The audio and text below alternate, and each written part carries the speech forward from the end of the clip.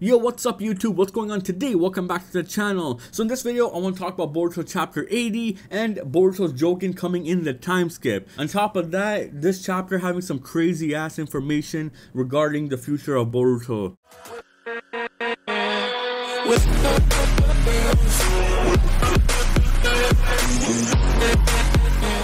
So we find out in this chapter that Boruto finally leaves the Hidden Leaf Village and is branded a rogue ninja, as he leaves with Sasuke since Kawaki has branded Boruto the Hokage killer. So now Boruto is the enemy of the world. Now speaking of Boruto being the enemy of the world, we got some information at the end of this chapter where we see Code saying he's coming after Boruto. So the tables have flipped completely for Boruto. Now I'm gonna be honest, I was not expecting Code to actually fall for Eida's abilities because Code is in a different dimension. So I don't know how Eida's abilities work on somebody who is not on the earth. It makes me question on where her powers reach. Are they trying to imply that her powers are universal? That could be a possibility, though we won't really know unless somebody comes from a different planet. So with that being said, Code now sees Boruto as an enemy. Now what does this mean for Boruto? Boruto is going to be targeted by Code. That means that Code is probably going to be the one to destroy the Hidden Leaf Village. And the scene we see in chapter 1 episode 1 I think is Boruto and Kawaki joining sides to fight Code, because we do see Boruto's clothing and everything. We see that it's been destroyed and it's ripped up. So that means that Boruto was in a fight previously before that moment. And even looking at the manga chapter 1, we can see Boruto is all bloody and everything. So he probably just got out of a fight before fighting Kawaki. Now this could be a resemblance to Naruto and Sasuke, as we saw in Naruto Shippuden that Naruto and Sasuke fought together against Kaguya, then right after the war they decided to fight each other.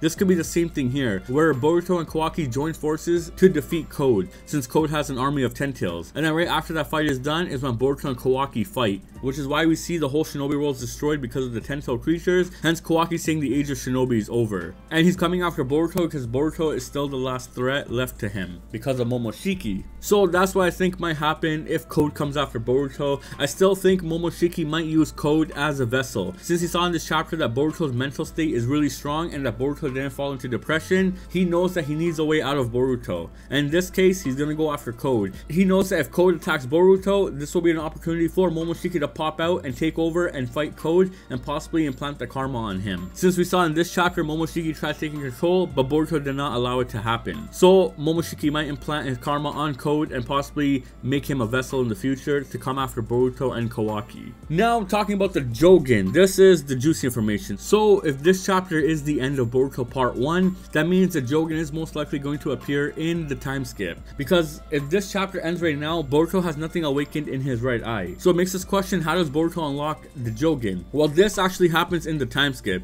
Either Momoshiki forces it to awaken, or the training with Sasuke causes Boruto's Jougan to awaken. And once the Jougan does awaken, the Jougan will be the eye to set Boruto's future and revert everything back to the past. Because Momoshiki did state that even if he kills Eida now, the effects are irreversible. So if the effects are irreversible, the Jougan being the eye of time, possibly even the past, present, and future, it might allow Boruto to change his fate. Since Toneri did state that Boruto will shoulder the fate of the world against an eventual destruction, and that the eye will save Boruto. So the Jougan awakening in the time skip will allow Boruto to make everything go back to normal. And Kawaki here won't like that, which is why Kawaki is a bit surprised when Boruto's Jougan awakens in episode 1. He sees that this is the eye that's going to take everything away from Kawaki, and Kawaki will not allow that, because I think Kawaki got used to his life living as Boruto, with all the luxuries and features, everything of the village, his friends and all that. He got the feeling of that and he didn't want to let it go. So when Boruto tries taking everything back from him, Kawaki does not allow it, and hence him wanting to kill Boruto again. So with that being said, I think the Jougan will most likely come in the time skip.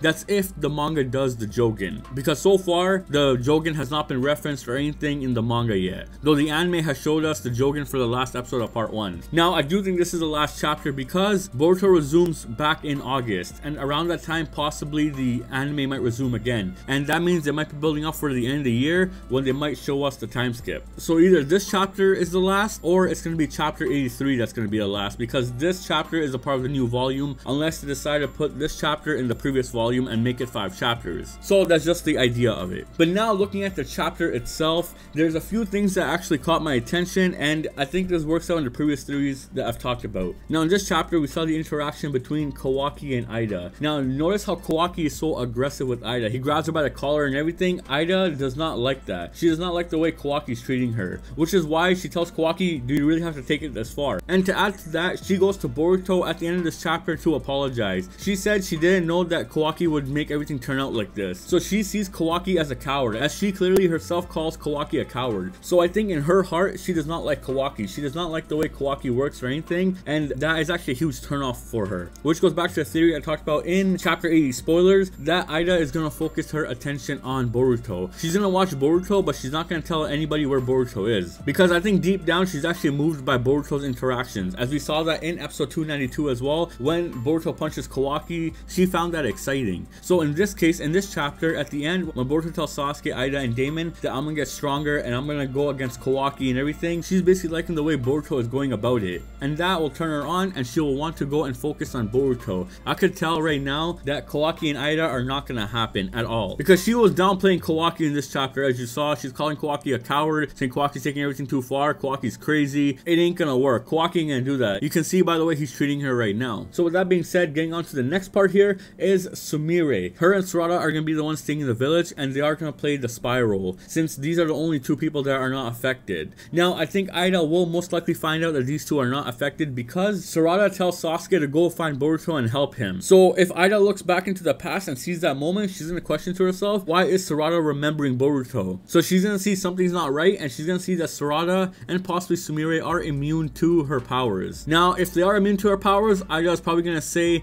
your love for Boruto or something like that is strong, which allow you to fight against the omnipotence. But getting back on topic, Sumire and Sarada are gonna stay in the village, and they're probably gonna give Boruto updates on what's going on in the village. And Eida is gonna be the middleman. She's gonna see what Boruto's doing, and she's gonna relay that information to Sarada and possibly Sumire. Because I think Eida feels bad that Kawaki did all this to Boruto, and she even says it herself at the end of this chapter, saying to Boruto that I thought you were going to be depressed, but you aren't. So she feels bad that Boruto had everything taken away from him. And she also agreed to Boruto's request when Boruto told her, tell Sarada thanks for everything. So her feeling bad about everything that happened to Boruto, she's going to tell Sarada what's going on with Boruto. And if Boruto and them do meet, they're probably going to meet somewhere far away to exchange information about what's going on in the village. And this actually plays out perfectly because Eida did state in this chapter that she won't look for Boruto or Sasuke. So if Sumire and Sarada do go meet Boruto or even join them or go on some secret mission somewhere far away, Eida will not be watching them, nor will she tell Shikamaru or Kawaki. So this will all work out perfectly later on in the time skip when Boruto and Sarada meet again. So the next thing I want to talk about is Momoshiki. Bro, Momoshiki is mad slimy in this chapter because this man wanted Boruto's body, but Boruto's like, nah bro, I ain't letting you have my body like that. So it just goes to show you that Momoshiki's prophecy was wrong. Though it makes me question, how was Toneri able to see into the future but Momoshiki wasn't? Because Momoshiki saw up to these events and he himself says these events shouldn't have happened like this. So Momoshiki saw a certain future where Boruto loses everything and Momoshiki takes control of Boruto's body. So it makes me question, how did Momoshiki see that but Toneri saw a different vision where he sees that Boruto's Jougan will save the world against the eventual destruction? It just goes to tell me that Toneri has something more to do with Boruto and possibly the Jougan. And Toneri might have used Boruto's Jougan through Boruto to see the future, because how is Toneri able to tell the future? It leads to many different questions. But going back to Momoshiki,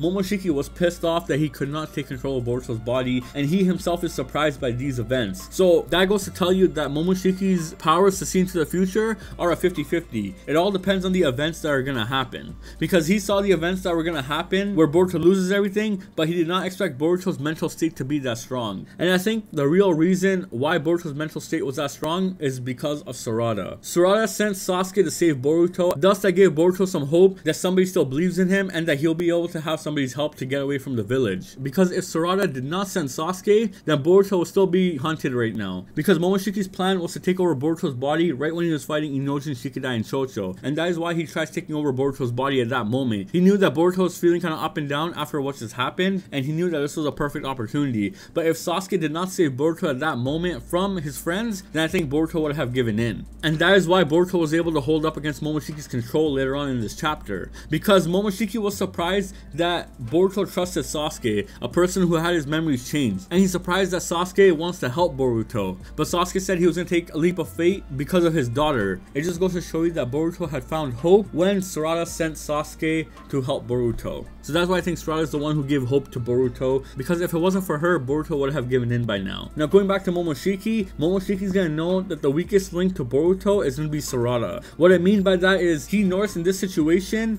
that these events weren't supposed to happen like this. powers, but Sarada not being affected by omnipotence, it caused an imbalance in his timeline. He saw that everybody was supposed to fall for Eida's powers and the Boruto was supposed to run away and have his body given to Momoshiki. But because Sarada interfered with Momoshiki's plan, he's gonna target Sarada in the future. Because Momoshiki said that once you lose everything, you'll despair. Boruto said that just because I lost everything, I haven't despaired. So Momoshiki is gonna go after the next closest person to Boruto, and that's gonna be Sarada. If Momoshiki does kill Sarada, that's gonna send Boruto into despair completely. And that's gonna devastate Boruto that he killed the only girl that believed in him when everyone turned against him. And I think at that moment is when Boruto will truly lose everything. Because I don't think Momoshiki can look too far into the future. He knew that Boruto was gonna lose everything, but he didn't expect it to turn out like this. So what if Momoshiki's prophecy is actually supposed to expand more in the future, and Momoshiki kills Sarada, thus leading Boruto into depression. And that is when Boruto will give up his body to Momoshiki, and Momoshiki will take control. Since Momoshiki says is Sasuke in his right mind, he's going to help Boruto for his daughter. So he knows that the weakest link to Boruto is going to be Sarada. And I still think there is a connection between Momoshiki and Sarada when they both mention Boruto's blue eyes in chapter 10 and in episode 65.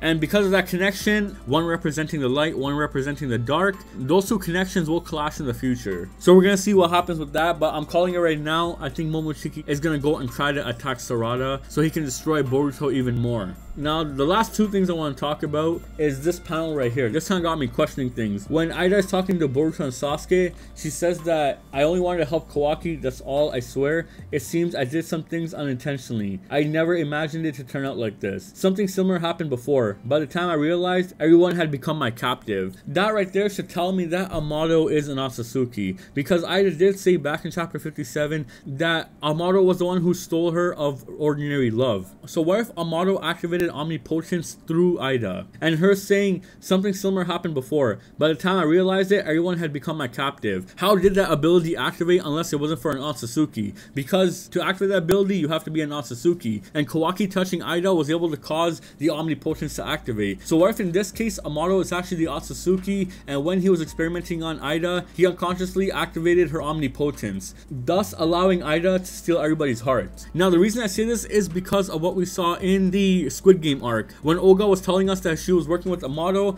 Amado was trying to figure out more information about the heart. So if Amado was trying to figure out more information about the heart, and Aida's ability steals people's hearts, it shows you that there's a connection between Amado and Eida and the idea of the heart. So Amado wanting his daughter's love, and to bring his daughter back to life, he activated omnipotence unconsciously, and that made everybody fall for Eida because he was experimenting with Eida with regards to the heart. And when he did that, he basically robbed Eida of ordinary love. Hence why she says something similar happened before, and this means that Amado had activated omnipotence in Eida. Though Eida did not know what the ability was, Amado could have possibly known what the ability was, but he kept it on the low because he knew that if he activated anything else through Eida, it would give him no use, because the only thing Amado wanted was to bring his daughter back to life. And that is why so far since Eida has been here, he's never touched Eida once, nor has Eida touched him once. Because if that does happen, Amado's deepest desires might awaken again, and that is to have his daughter's love again. Though that's just a theory though, I still believe there is some sort of resemblance between Eida, Amado's daughter, and Amado being an Otsutsuki. So we'll see what the future holds for that. The last thing I want to talk about in this chapter is Boruto. Boruto kind of got on my nerve in this chapter, alright? I know he lost everything, but like his reaction wasn't that of what I was expecting. I was expecting Boruto to be a bit more depressed and stuff, but at the same time I wanted Boruto to show more emotions on revenge. I wanted to see Boruto say, I'm gonna come at Kawaki, I'm gonna take everything back from him. But that wasn't the case. This is Boruto just writing everything off. That was my biggest issue with Boruto at the end of this chapter. Kawaki took everything away from the man. He literally sliced the man's eye. He took his family. He sealed away his mom and dad. Like, bro, what can I say? Like, it's bothering me that Boruto wrote off Kawaki and saying, yo, this is a siblings quarrel. I'm like, yo, what the hell is this? Now, obviously, Boruto being Naruto's son, he's gonna act like Naruto. As we saw Naruto go to any lengths to defend Sasuke, is the same thing with Boruto going to any lengths to defend Kawaki.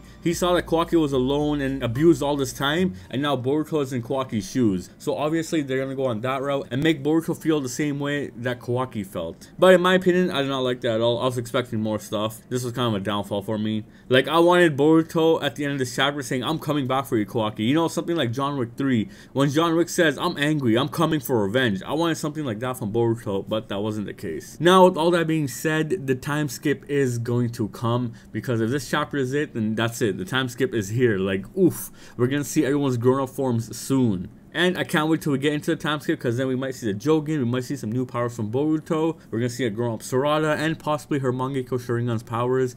Though I question how is she gonna fight her blindness. Those are gonna be some very juicy topics we're gonna get into later.